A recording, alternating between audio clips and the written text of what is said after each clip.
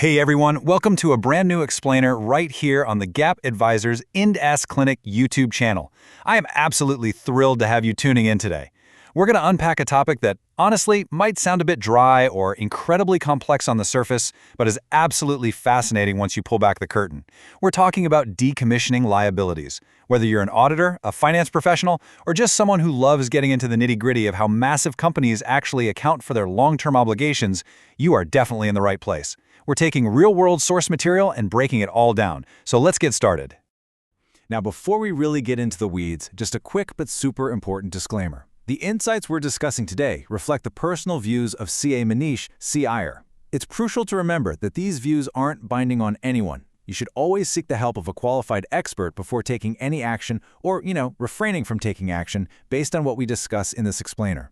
Think of this as an educational journey to spark your thinking. Okay, let's dive into this. Every great analysis starts with laying down the ground rules, right?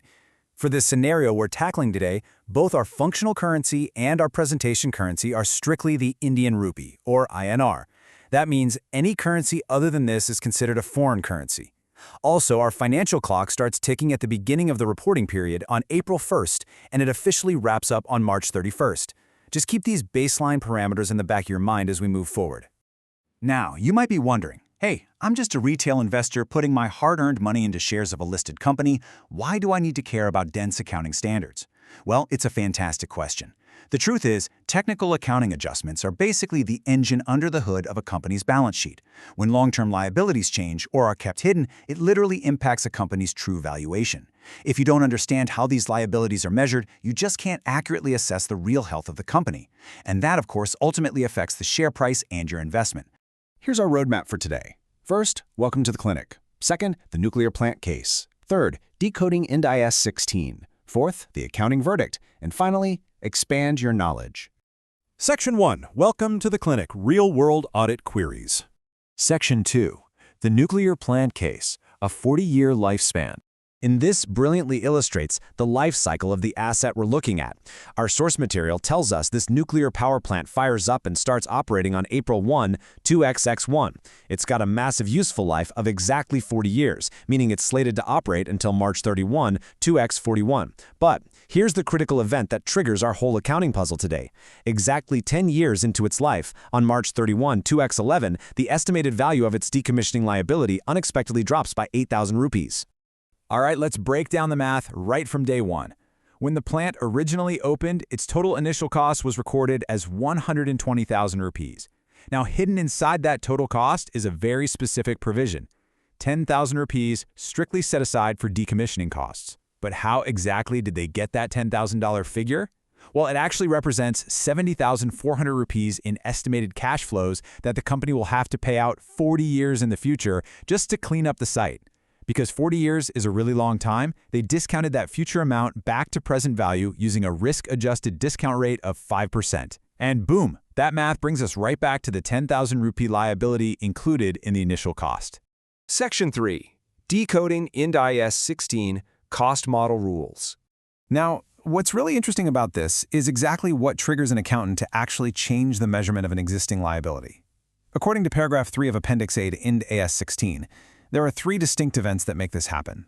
First, a change in the estimated outflow of resources, like those future cash flows we just talked about. Second, a change in the current market-based discount rate.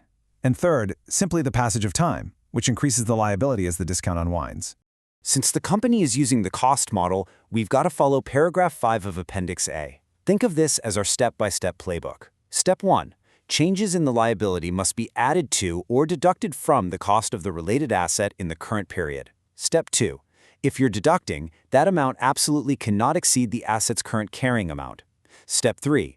If the decrease actually does exceed that carrying amount, well, that excess must be recognized immediately in profit or loss. And finally, Step 4.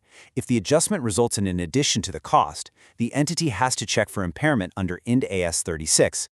Section 4. The accounting verdict, applying Ind AS 16. Okay, before we make the final call, we have to make a vital logical assumption. The original query stated the liability decreased by 8,000 rupees, but it didn't actually state why. Our source material notes that because the discount rate hasn't changed, and in the absence of other details, we have to assume this reduction is due to a change in the estimated outflow of resources embodying economic benefits. In plain English, the estimated future cash required to clean up the site just got cheaper. So, the crucial point is this. Following paragraph 5, because we're using the cost model, the final accounting verdict for the year ending March 31, 2x11 is crystal clear. The company shall reduce the cost of the related asset by exactly 8,000 rupees and simultaneously reduce the decommissioning liability by that exact same 8,000 rupees. It's a direct, corresponding adjustment. This keeps the balance sheet reflecting economic reality without passing that primary adjustment through the profit and loss statement, provided, of course, it doesn't exceed the carrying amount.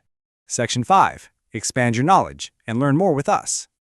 You know, the specific issue and response we just walked through comes straight from the phenomenal issue repository over on GAPadvisors.com. That platform hosts over 4,500 issues and their responses on Indian accounting standards and Indian GAAP. Literally anyone can register for free and submit issues for a detailed response delivered right to their inbox. It's incredibly useful, especially for auditors who need to formally document how they address complex Ind AS applications.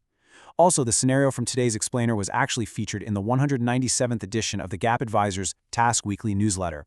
It's authored by CA Mani C. Ayer, Director of GAAP Advisors, and published on LinkedIn. There are over 230 editions out there right now. If you're on LinkedIn, you should definitely subscribe to the newsletter for free. There are just so many incredible ways to engage further with this material. Did you know you can actually book a one-on-one consultation regarding your Ind AS and IFRS issues directly with the author on his topmate.io page? I also highly recommend following the GAAP Advisors Ind AS Clinic channel on WhatsApp so you never miss updates on explainers, podcasts, newsletters, new issues, and new standards. And hey, if you want a true deep dive into the topic we just tackled, check out the GAAP Advisors Ind AS Clinic podcast on Spotify, Amazon, or right here on YouTube. Before we wrap up, I really want to thank you all for your time. Please take a second to like, leave a comment, and subscribe to the channel if you haven't already, and definitely share this explainer with your contacts, your audit and finance teams, and especially any students pursuing their CA course. It really helps spread the knowledge of Indian accounting standards. Let's move to and see how this builds into your daily practice with one final thought. Look closely at your own organization or even the companies you invest in. Are they accurately tracking their changing long-term liabilities?